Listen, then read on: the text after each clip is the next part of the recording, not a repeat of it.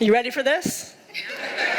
I don't think I've ever talked for as long as I'm about to talk, so we'll see how it goes. Okay. Well, thank you so much for joining me today. Sorry. Can you please? Technical difficulties. Okay. There. Okay, a little bit less. A little bit back the way you came. Back. Okay. Okay, that's good. Thank you. Okay. Thank you to Northwest Tap Connection. That was an amazing performance. And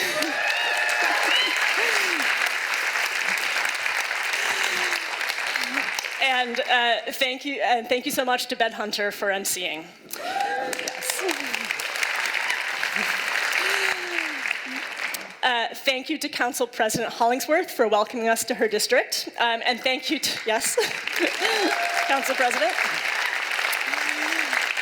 And thank you to everyone else who is here in person today, including city council members, our city attorney, our county executive, other local elected officials. I think I see our Sound Transit CEO here, consular officials, community labor and business leaders, department directors, city employees, and people from all across Seattle.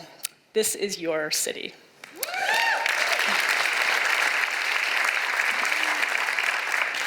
I'm so excited to be gathered here at Langston Hughes.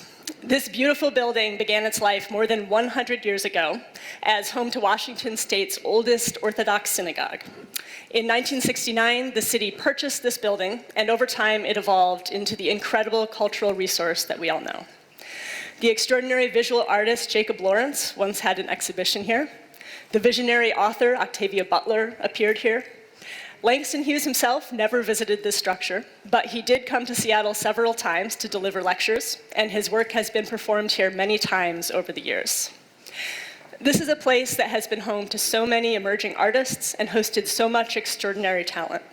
It's a partnership between community and the city's Office of Arts and Culture that offers classes and performances and serves as a cultural hub. And I am so happy to be here to deliver my first State of the City address.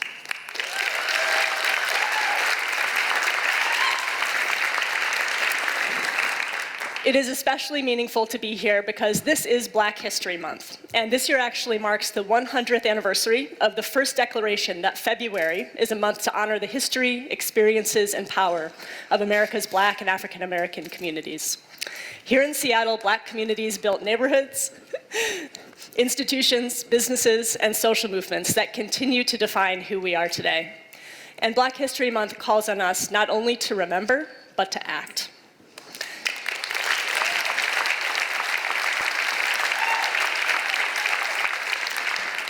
And I think we all know that we are in a moment when our rights are under attack from so many directions. When it feels like at a national level we are moving backwards. When it can feel impossible to believe that our country will ever emerge from the storm clouds. And in these moments, it is so important to look to history and to recognize that we have stood at similar junctures many times before. And to remember how much has been achieved through social movements that emerged in the toughest times, brought people together, and won transformative change. This month also marks the beginning of Ramadan and also Lent, which are times of fasting, prayer, reflection, and charity. And today is Lunar New Year.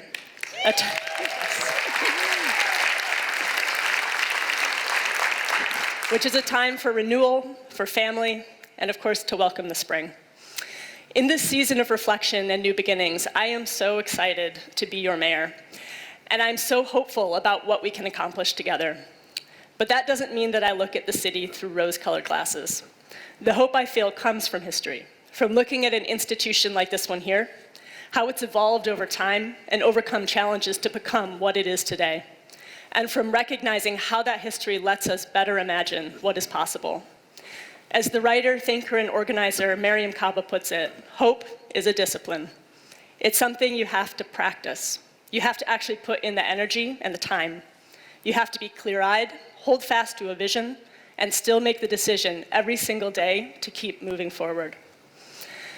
The discipline of hope is necessary, but I think we all know that it can also be challenging. And I want to start by acknowledging one of the hardest things that has happened this year in Seattle, the loss of the 2 Rainier Beach High School students late last month who were shot and killed while waiting for the bus after school. We have also recently seen deadly shootings in the Chinatown International District and in Pioneer Square. After the tragedy in Rainier Beach, we quickly coordinated with the Seattle Police Department and Seattle Public Schools to ensure increased security presence during the times when people are traveling to and from the school. My team and I have spent time grieving with the victims' families, connecting with community members, and talking about the changes that we need to make as a city.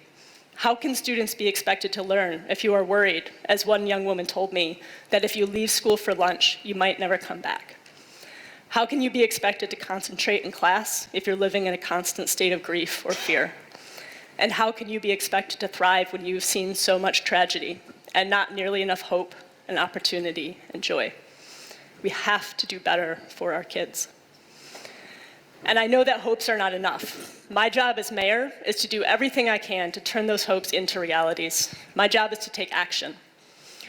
In partnership with trusted community organizations, our Human Services Department, and our Department of Education and Early Learning, my office is implementing an intensive stabilization plan through the end of this school year to reduce conflict and prevent retaliation. In the Chinatown International District, SPD will restore a late-night presence that was effective before it was discontinued last year. And after hearing from key neighborhood leaders, we are also examining options for legal action against building owners who refuse to take responsibility for chronic nuisance properties with long histories of creating dangerous environments for neighboring residents and businesses. But we can't just react and stabilize. We have to get to the roots of the problem. My office is working to develop a robust and multi-pronged gun violence strategy that will involve collaboration across city departments, county partners, and community experts, including those who have lost loved ones to gun violence. Chief Barnes and other SPD leaders bring extensive experience in gun violence reduction that will be invaluable in this effort.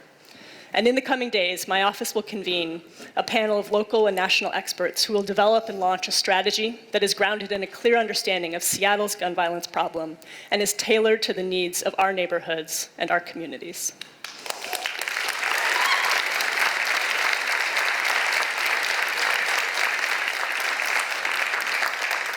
So in the spirit of acknowledging where we're falling short so we can do better, let's turn next to homelessness, starting with the tough stuff here. So last month, I visited an encampment in Ballard that was scheduled to be cleared. After hearing from concerned community members, I decided to extend the timeline to clear that site because I thought that better outcomes were possible for the people living there, their neighbors, and local businesses. And the conversations that I had there at the site really underscored the reality that we simply do not have enough housing, shelter, and services for everyone who is living unsheltered. There I talked with a woman who was 5 months sober and had 3 small dogs, and she was struggling to find a place to sleep inside. With some work, we were able to identify a spot for her in a tiny house village. Our teams also helped 5 more people living at that encampment to secure housing or shelter, and by extending that deadline, we were able to help them make that transition without additional displacement, and I'm grateful for that. And I know that it's not nearly enough. We're doing some things right. Every year, thousands and thousands of people receive the support they need to stabilize their lives, thanks to the hard work of our dedicated city employees and our housing, shelter, and service providers. But if you take a step back or just walk around the city, I don't think anyone can really argue that our overall approach to homelessness has been successful. We can't get so used to the way things are that we start to feel it's natural for so many people to be left to sleep outside every night. We have to make sure that everyone can access and enjoy our parks, trails, sidewalks, and other public spaces. And we cannot just keep moving people from place to place and calling that progress. So here's what we're doing to find a better way forward. First, we will continue and improve on our efforts to keep public spaces open and accessible. I will ensure that the city is prioritizing encampment removals based on safety issues and neighborhood impacts. And at the same time, my office will be working with our unified care team to achieve better outcomes for people living unsheltered. That means conducting early outreach to people living on site prior to any posting of a removal, and allowing flexibility when housing placements are imminent. I'm committed to minimizing harm to people living in encampments at the same time as I take seriously the city's mandate to keep public spaces open and accessible for their intended use. But most importantly, we are moving rapidly to expand shelter with supportive services. One of my first acts in office last month was to issue an executive order accelerating the expansion of emergency shelter. And the interdepartmental team I established in that order is already hard at work. We are identifying parcels of city-owned land that could site tiny houses or micro-modular shelters.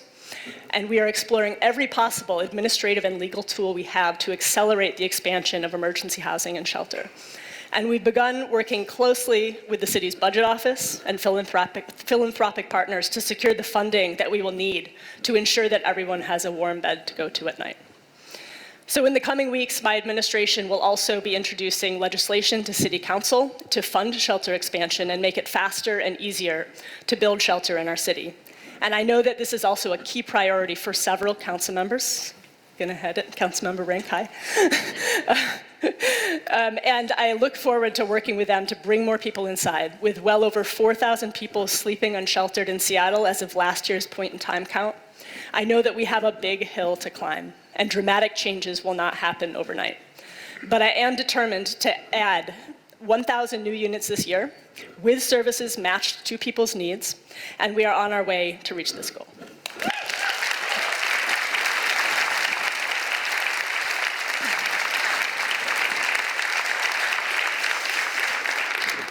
So another central focus of my office's work in our first month and a half, hard to believe it's been just a month and a half, has been ensuring that Seattle is prepared to respond to threats from our federal government. So I was recently at the US Conference of Mayors, and there I met with leaders of cities that have faced surges of federal immigration enforcement and heard about the lessons that they have learned about how to keep people safe. Of course, Seattle's not yet seen a surge of ICE activity like we saw in Minneapolis, but we are doing everything we can to prepare. That includes amplifying the work of our Office of Immigrant and Refugee Affairs, which provides Know Your Rights trainings, legal consultations, safety planning, and broad partnerships with immigrant and refugee communities. Together, we just launched a webpage to serve as a centralized place to communicate city policy and provide resources and updated information about federal immigration enforcement activity. That webpage is now available at seattle.gov/stand-together. I've already taken some concrete steps to clarify the responsibility of our police, to document unlawful acts by federal agents, to bar civil immigration enforcement from staging on city property, and to invite private property owners to post notice clarifying that their property may not be accessed by federal agents without a warrant. Recently, I sent a member of my team to Minneapolis to support and learn from the community response there. One key lesson he brought back is that people are ready, willing, and able to support each other, and that one of the most important things we can do as a city is to organize the strongest possible community response. I also know that the pending expansion of the city's CCTV surveillance system is on a lot of people's minds. So today I want to give you some insight into how I'm approaching this issue. I continue to have the concerns that I expressed during the campaign about data security and how surveillance cameras could be abused to target vulnerable communities. And I have also been moved by what I've heard from families and communities impacted by gun violence. I understand how CCTV cameras have been a useful tool to solve crimes and can reduce profiling and protect witnesses. These are both valid points of view that come from wanting the same thing: to be able to enjoy our neighborhoods and live our lives knowing that we will come home safe. I know this is a contentious issue, and I want to get it right and not rush to a particular deadline. So my team and I will continue to dig in, meet with people who have different opinions, and try to find the best way forward. My overriding goal is that whoever you are and wherever you come from, if Seattle is your home, then this is your city, and there is a place for you here.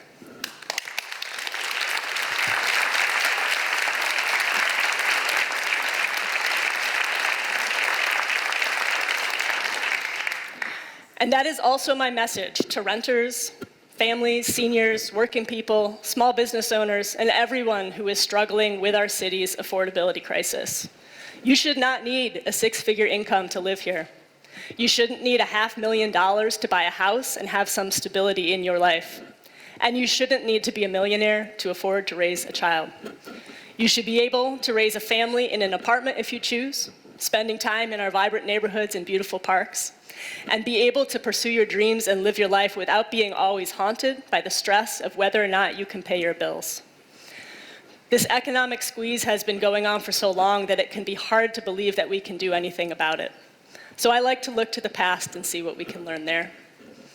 Back around the turn of the last century, Seattleites were in an uproar over the high price of food, which sounds familiar, but back then it was actually the cost of onions that people were most concerned about rather than eggs. Farmers were also frustrated by how little money they were making, thanks to price gouging middlemen who siphoned off most of the profit. In response, our city took action. They passed an ordinance creating Pike Place Market as a place where producers could sell directly to consumers and everyone could get a better deal. That's right, a government-supported partnership to expand access to affordable groceries. Seems like an interesting idea.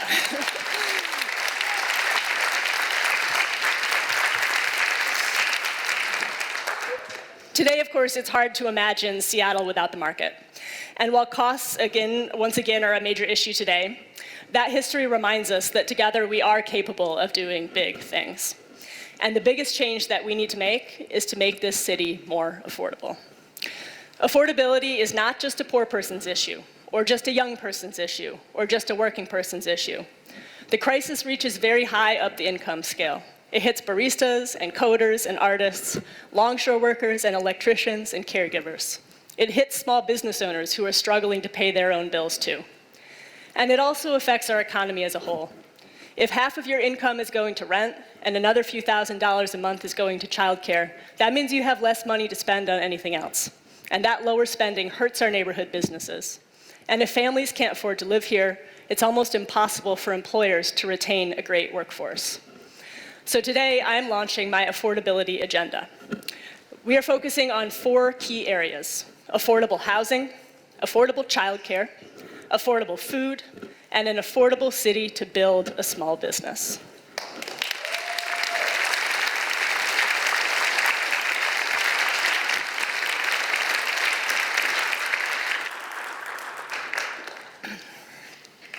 So I think probably most of you know that I'm a renter myself. So I have some firsthand experience of our city's housing crisis. But I'm sure I'm not alone in this room, right? I think everyone knows that home prices are out of control, and everyone knows that the rent is too high. And everyone knows that it is almost impossible to find stability or pursue your dreams when so much of your money and your time is going to pay for the basics. So a couple weeks ago, I launched my mayoral renters survey in 16 languages to make sure we're hearing directly from renters across the city. And more than 6,000 people who aren't usually part of the policymaking process have already shared their experiences with us.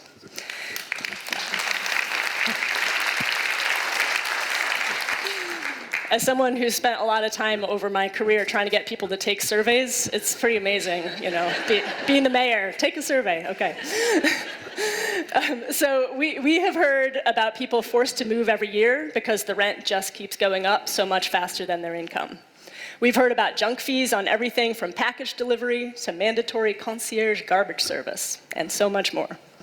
So this survey actually closes this Friday. So if you're a renter and you haven't filled out the survey yet, you still have a few days. Check it out at wilson.seattle.gov.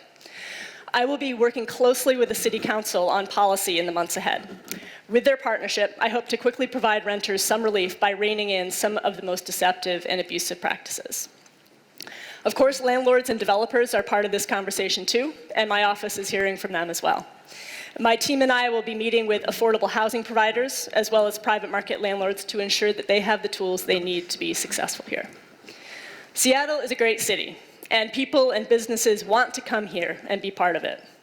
That's why we also need to build more housing of all shapes and sizes so more people can afford to live here. After last year's comprehensive plan update, I am committed to advancing additional legislation to allow more construction of more housing in more areas.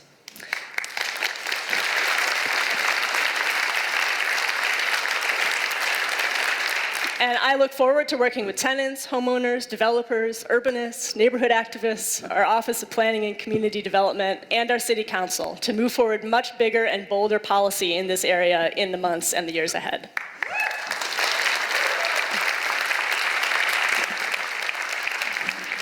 So we absolutely need to build a ton more housing.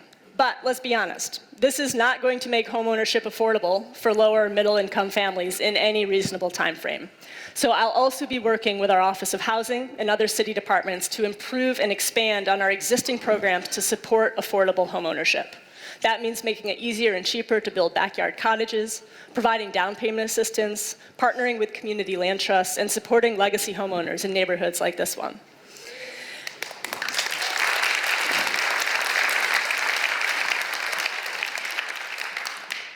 So this has been an exciting month for another big part of my housing affordability agenda, social housing. Yes, clap for that one. I am thrilled to say that last week, our city council adopted the interlocal agreement, which will allow approximately $115 million to begin flowing to the social housing developer this spring. That is more than twice the revenue that was initially projected.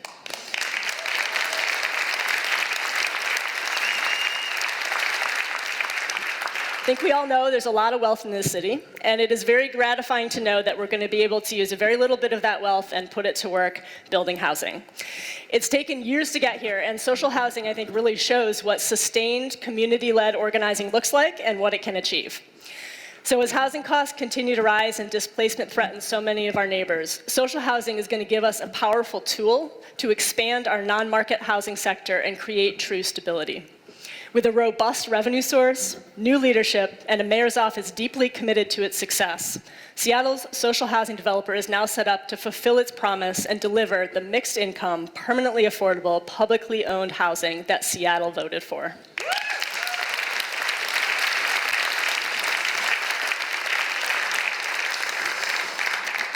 Okay, let's turn to another huge expense for working families, childcare. We kept it pretty quiet, but a few of you may have heard that I have had trouble paying for childcare myself. Not everyone has parents who are able to help, and also not everyone gets to watch their childcare arrangements become national and international news. But seriously, right now there are so many gaps where so many children, so many families don't have the support they need, and our whole society pays the price. Parents are stressed, kids struggle, and working families move out of the city because they cannot afford to build a life here. Now, at the city, we have already been doing a lot right in this area well before I became mayor. Thanks to the incredible work of the Department of Education and Early Learning and their award-winning Seattle preschool program and our child care assistance program, Seattle is actually already a national leader in this area.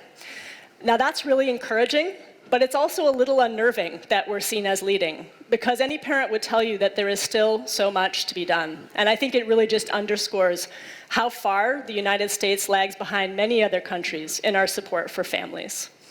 We need to bring down the cost of childcare, expand our pre-K program and summer enrichment opportunities, and also make sure that the people who are doing this work are paid enough to raise a family themselves. Yeah.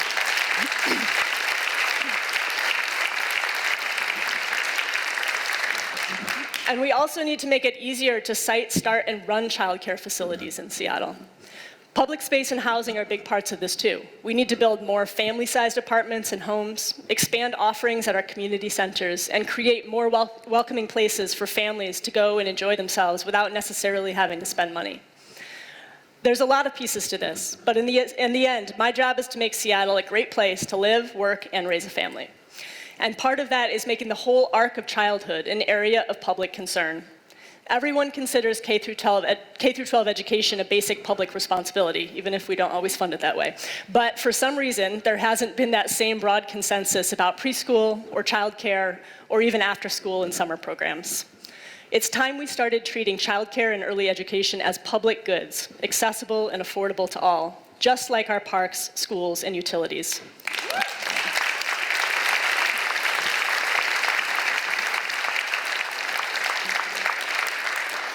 My administration will be pursuing this vision as we begin to implement the Families Education, Preschool, and Promise Levy that voters passed last year, as well as identifying new resources and partnerships that can take us even further.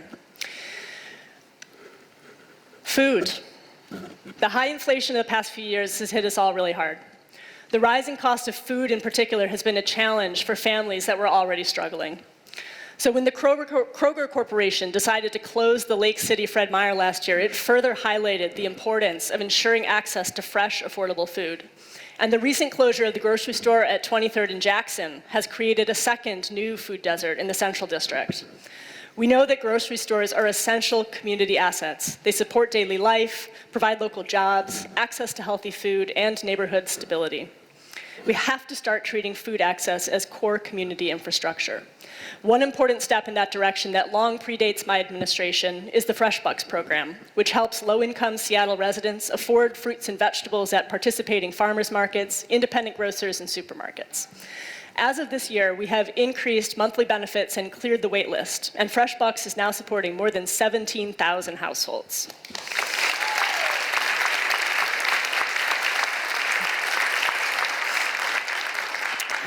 Our Office of Planning and Community Development, the Office of Economic Development, and Office of Sustainability and Environment are exploring a variety of approaches around how the city can work with private partners and grocery workers and the Grocery Workers Union to help protect good jobs and expand access to affordable food.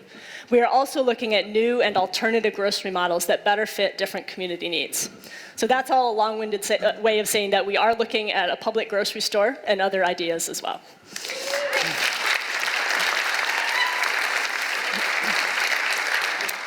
Everyone deserves reliable, affordable access to fresh food in their own neighborhood, and we'll be working to make that vision a reality.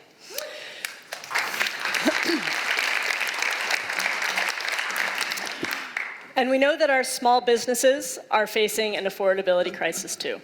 I recently joined a lunch with small businesses and community leaders in the Chinatown International District, and one woman described how it took 2 years before her friend's business could get the permits they needed to open.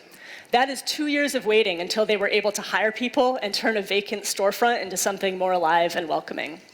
I heard many similar stories last year during the campaign, and I know that some businesses never end up opening because long delays like this are so expensive. While rules and regulations are important, some are unnecessarily costly to comply with. Commercial rent is too high, and the high cost of living can make it harder to attract and retain employees. I've talked to a lot of different business leaders since the election.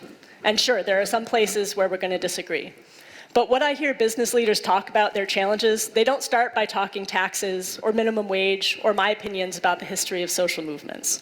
When I hear them talk about their challenges, what I most often hear about are the same as the challenges that we're all facing: affordability, public safety, and homelessness. That's because a welcoming city with thriving neighborhoods and lively public spaces is a great place to do business too. We've made progress in this area, and I'm committed to going further. The Office of Economic Development's Small Business Expediting Program is working to help cut red tape for small businesses across the city, and we will step up those efforts. Our Seattle Restored program continues to grow, partnering with property owners to transform vacant commercial spaces into pop-up shops. And we are offering more support for small businesses to address property damage and security issues through the Back to Business Fund. Applications are open now, and I want small businesses across the city to apply. Visit seattle.gov/OED for more information.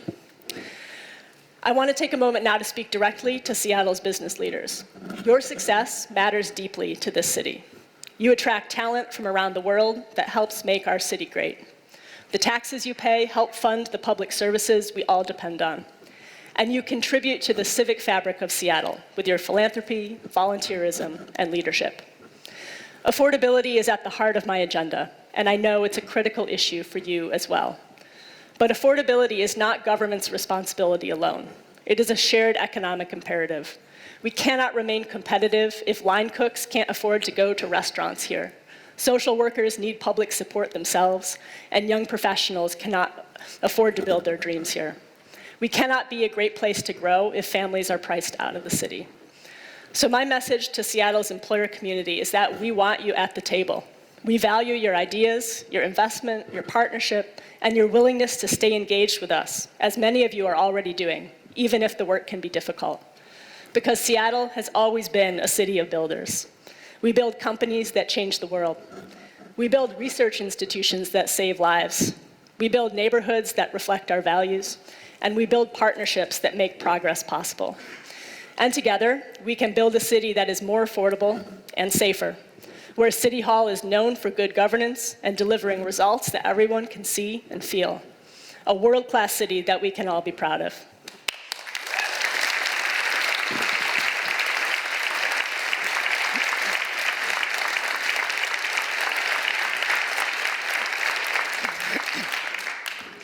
So you might have noticed that I did not put price tags on a lot of the items I mentioned today. And I appreciate that this year's budget is going to be challenging, and my team is hard at work on that already. So you can expect to hear a lot more about budgets and revenue in the months ahead. But I think there's a lot more to be gained by starting that conversation by looking at what we need and where we want to be, and then figuring out how to get there. I came to the job of mayor as an organizer and a coalition builder. And when you build a campaign to make progress on an issue, you start by bringing people together around the biggest vision possible. You find consensus where you can, you attract more people, you move forward, you make some gains, and maybe you don't get everything you wanted. But when you accomplish things, you raise expectations, and you set the stage to achieve even more. And that's how I think about governance too. So let's start from a place where we all agree. We all want to have a great city with welcoming public spaces, vibrant local businesses, incredible things to do, and great ways to get around. Here's a taste of what that's going to look like in 2026. This Saturday, we are reopening the Hiawatha Community Center in West Seattle after a 6-year closure.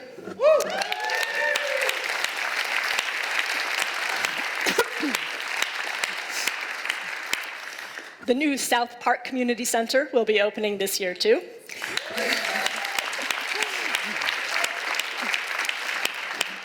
You should have held your applause, because there is going to be a spray park there, okay, which is pretty great. I'm really looking forward to bringing my daughter there. Everyone loves the spray park. So community centers are such an important part of our neighborhoods. They're places where people can gather, families can enjoy themselves, and you can connect across generations and cultures without having to spend any money if you don't want to. In March, the Cross Lake Connection is going to open. Yes. I am very, very excited about this one, bringing light rail across the lake and weaving communities together like never before. And I will be representing our great city on the board of Sound Transit as we continue to build the public transit system of the future, including light rail to West Seattle and Ballard.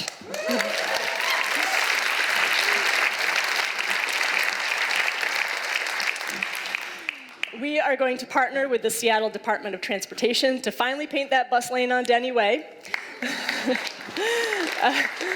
We're going to speed up the crosstown Route 60 and advance a transformative Seattle transportation measure that gets us on track to restore and surpass the levels of transit service we had reached before the pandemic. And now this is the happy part of the speech, but I'm going to go off script for a moment here to say that, a pedestrian, a young woman, was hit and killed last night in Capitol Hill, my neighborhood. We have to do better. We have to do better. We're not on track for our Vision Zero goals, and we have to make it safe for vulnerable road users, or people walking, or people biking, or people rolling, to get around this city. So.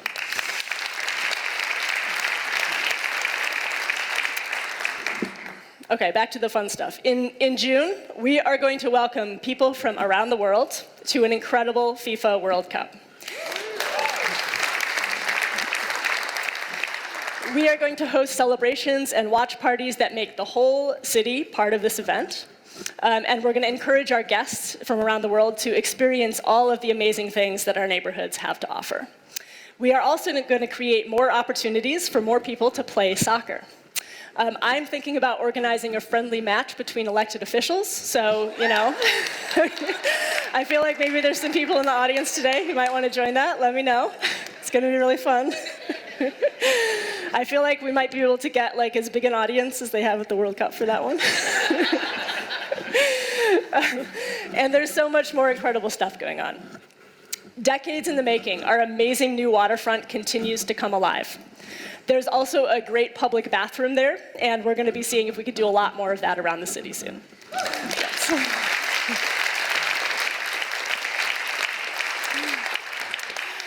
The zoo is opening their new Forest Trailhead exhibit, which will support global conservation work, protect endangered species, and provide lovely new homes for the irresistibly adorable red pandas and other creatures.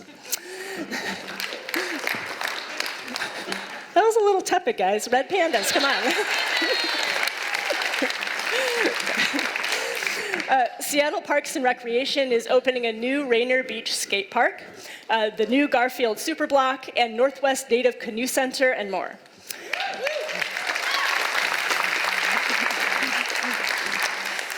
And our Department of Neighborhoods this year is celebrating 35 years of doing the quiet but critical work of helping neighbors come together to strengthen connections, build trust, and shape the future of Seattle together.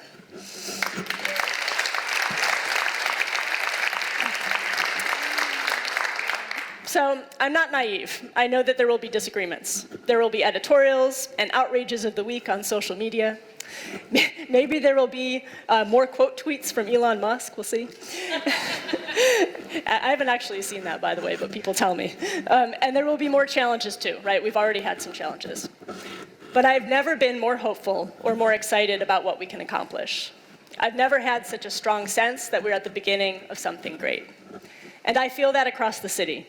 A growing sense that maybe, yes, we can do big things. A lot of that hope comes from the thousands of people who work for the city every day. I've met a lot of incredible public servants already who are so excited to talk about their work and what it means. A couple weeks ago, I got to meet with members of Seattle Public Utilities' South Park Emergency Response Team, who do essential work to protect South Park from the Duwamish River flooding during king tide season. What I saw in them, and what they share with thousands of other city employees, is that they have an extraordinary dedication to Seattle, to all the people who live and work here, and to our collective future. We have so many great people at the city, and we accomplish so many wonderful things. So to all the people who make city government run, your work is a place where I find hope.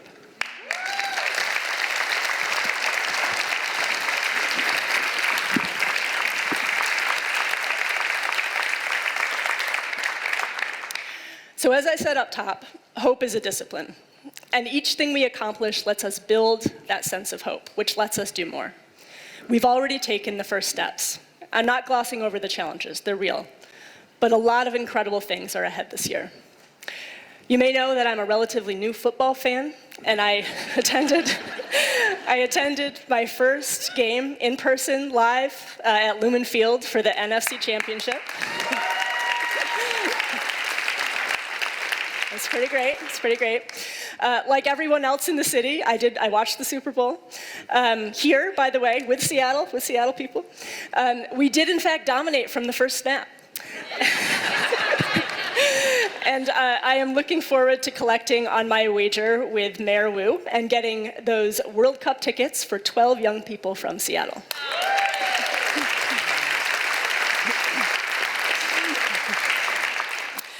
The parade last week was an amazing experience, just seeing that spirit where everyone was united, joyfully celebrating our city. And that feeling of unity and pride and celebration, that is what I want to cultivate all year round. And it's also how I want my term to be judged. I want to be judged on whether people are feeling excited to live here, whether people love their neighborhoods, enjoy our parks and public spaces, and feel free to live their lives and pursue their dreams. I want to be judged on whether we are living our values as a welcoming city, whether people are excited to have a family here, to start a business here, to retire, to celebrate, to just be who they are in all of their beautiful complexity. So when I talk about cultivating the discipline of hope, that's what I'm talking about.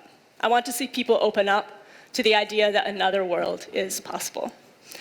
And by the time I'm giving the 2027 version of this address, I hope you're all feeling that basic truth and know and believe that, yes, this is your city. Because Seattle is the best city in the world.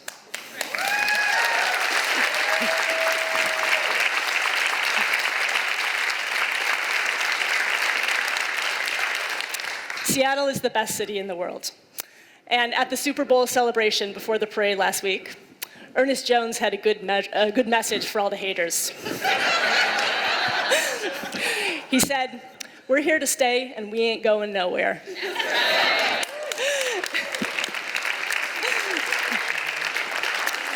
And that's how I feel about Team Seattle too. Thank you.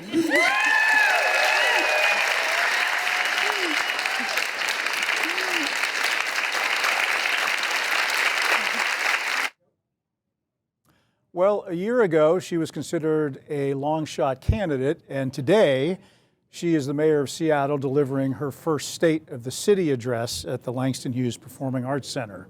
You've been watching King 5 Plus streaming live coverage of Mayor Katie Wilson's first really big speech to the people of Seattle as the mayor of a month and a half. This is your city, she said, as she started off what are we looking at? About 40 minutes of speech telling people how the city has been running and how she intends to run it in the future, really focusing on a couple of key things that came as no surprise as we watched her wrapping up there. Number one, gun violence. She talked about that because mostly related to the deaths of 2 Rainier Beach high school students who were gunned down while waiting at a bus stop. She talked about homelessness, which has been, of course, a long-term issue that Seattle and the region have been dealing with. She talked about what she called threats from the federal government and how she's responding to that. And she talked about affordability in the city of Seattle, another big thing that people are dealing with, whether it's with childcare, food, housing, small businesses, social housing, which she wants to really stand up.